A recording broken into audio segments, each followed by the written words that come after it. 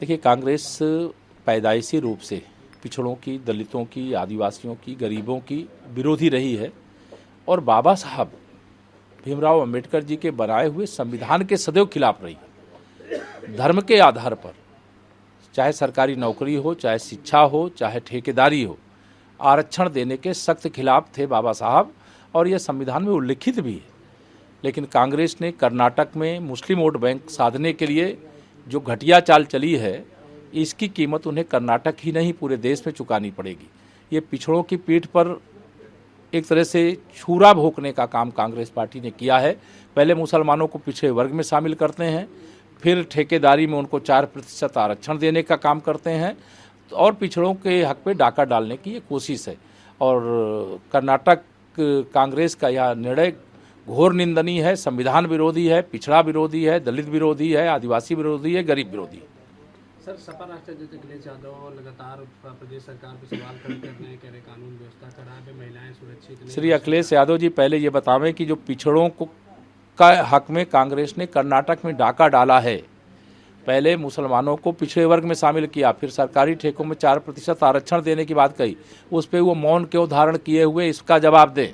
उत्तर प्रदेश की कानून व्यवस्था चुस्त दुरुस्त है, समाजवादी पार्टी से लाख गुना अच्छी है और समाजवादी पार्टी सत्ता के लायक पार्टी नहीं है, वह विपक्ष का भी दायित्व ठीक से नहीं निर्वाह कर रहे और हर समय फ्रस्ट्रेशन में रहते हैं। वह 27 के सत्ताधीश बनने के स्वप्न देख रहे हैं, लेकिन 47 तक उनके सत्ता में आने के कोई चांस नहीं। सर, कल आपने छावा मूवी देखी, क्या कुछ खास लगा? नहीं, छावा मूवी बहुत प्रेरणा देने वाली है और देश को आतताइयों से, आक्रमणकारियों से, घुसपैठियों से बचा के रखने का सही समय है। यही समय है, वर्तमान भी समझे, आने वाली पीढ़ी भी समझे, क्योंकि जब विदेशी आक्रमणकारी आता है तो वह कितना नुकसान पहुंचाता है, कितनी त्रासदियां देता है, कितना अत्याचार करता है। और क्रूरता का अगर दूसरा कोई नाम है तो वो औरंगजेब है और उसने जितना अत्याचार किया इस भारत की धरती पर, उसको शब्दों में व्यक्त नहीं किया जा सकता। और छावा मूवी अर्थात शेर के बच्चे की मूवी, मतलब छत्रपति शिवाजी महाराज के पुत्र के रूप में उन्होंने जो संघर्ष किया, मतलब जैसे 80 घाव लगे थे तन में फिर भी व्यथा नहीं थी मन में, इस भाव से भरे हुए जितने अत्याचारों को उन्होंने सामना किया, वह साधारण बात नहीं है।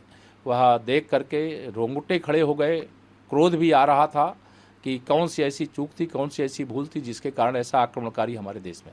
सर, विपक्ष जिस तरह से उसको समाजसेवी, महान समाजसेवी का रूप दे रही है, बता रही है, कैसे?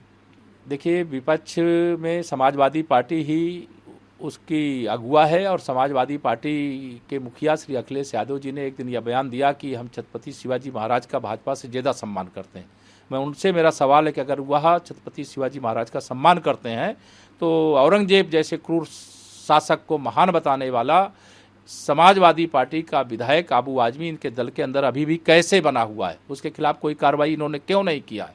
तो इससे यह समझ में आता है कि जो आबू आजमी ने कहा है वो समाजवादी पार्टी के राष्ट्रीय अध्यक्ष जी की सहमति से कहा है, उनकी स्वीकृति से कहा।